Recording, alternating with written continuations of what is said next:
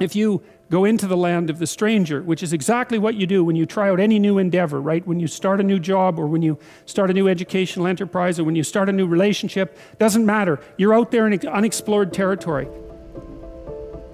Taking risks is scary, and the possibility of failure is real, especially if you're trying something for the first time. If that is the case, then why take risks anyway? There are at least 3 good arguments for taking more risks in your career. In the last video, I talked about the risk of staying put. In this video, I'll talk about the second argument for taking risks, which is that taking risks increases your self-confidence and self-esteem, which you need in order to be successful in your career. 2 conditions to make this work, and how to find security in the midst of risk. It's clear that having a healthy dose of self-confidence and self-esteem makes it easier to succeed in anything. But how does taking more risks increases your self-esteem?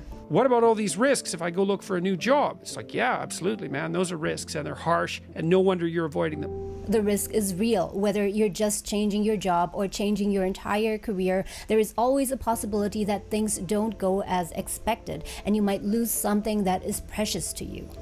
You might decide to stop working as a software engineer at a company and instead start developing your own indie game. You might develop a successful game in 4 years, or your progress might stall.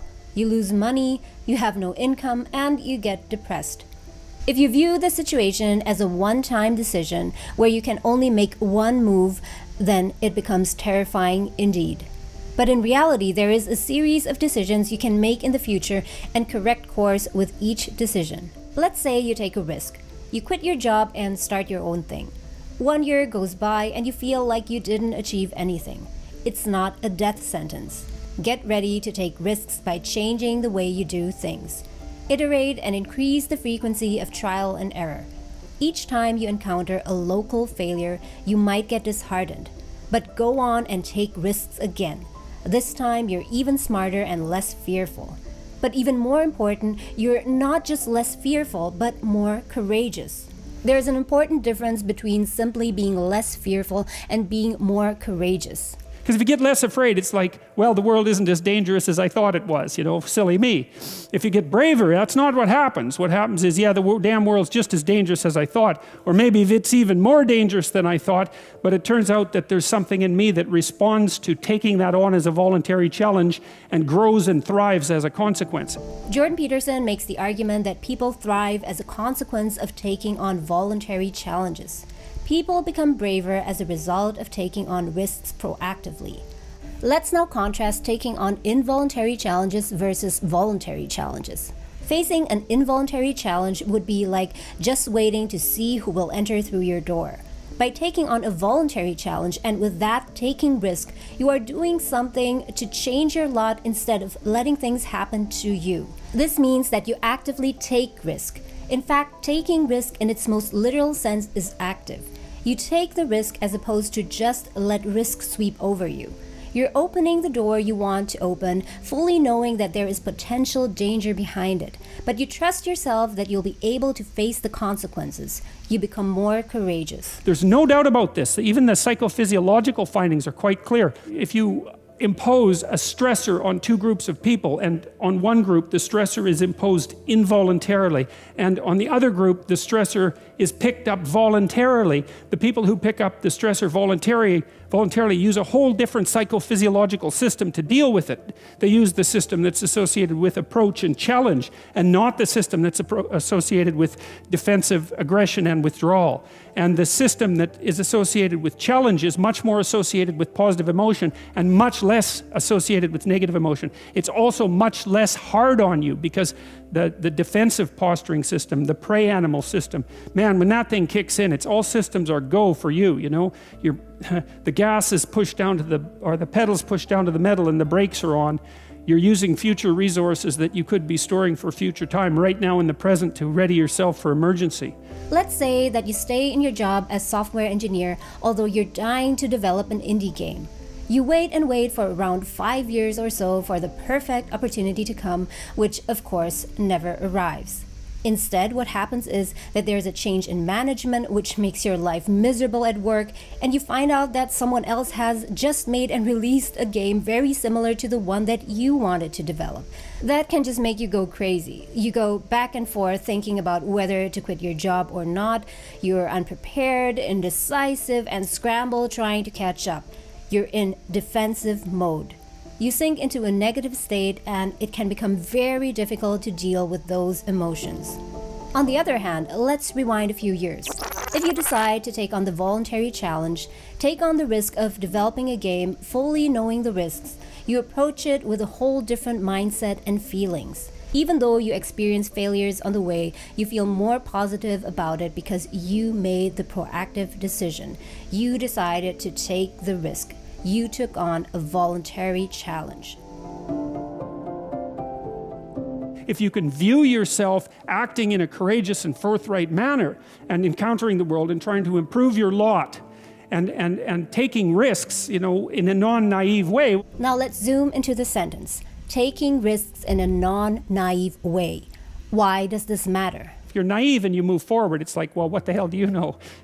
There's no courage in naivety because you don't know what there is to stop you. You don't know what dangers you might apprehend, but to be aware of what it is that your problem is. So to be alert existentially, let's say, or to be fully self-conscious means that you're perfectly aware of your limitations and how you might be hurt.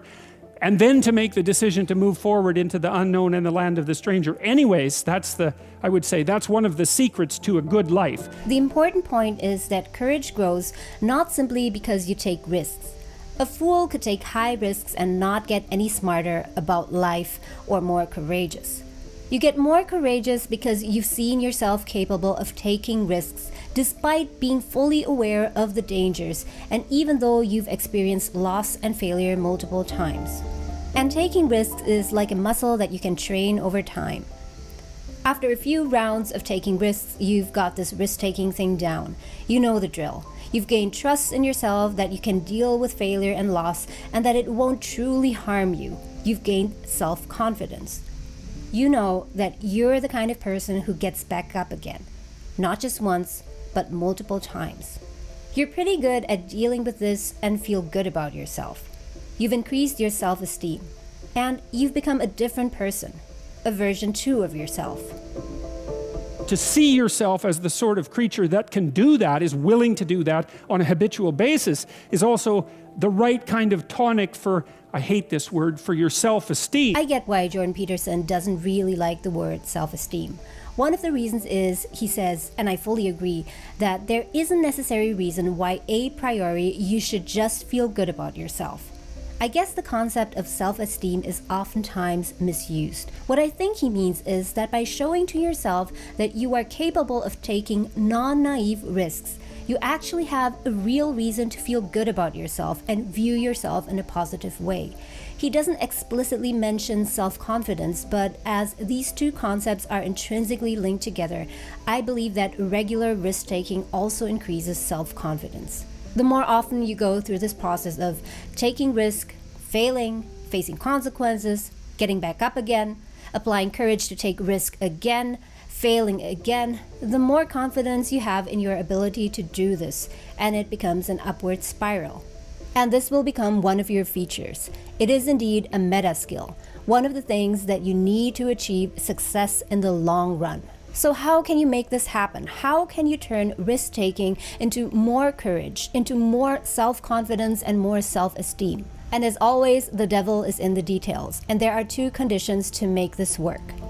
This is especially relevant for people who are not used to taking risks.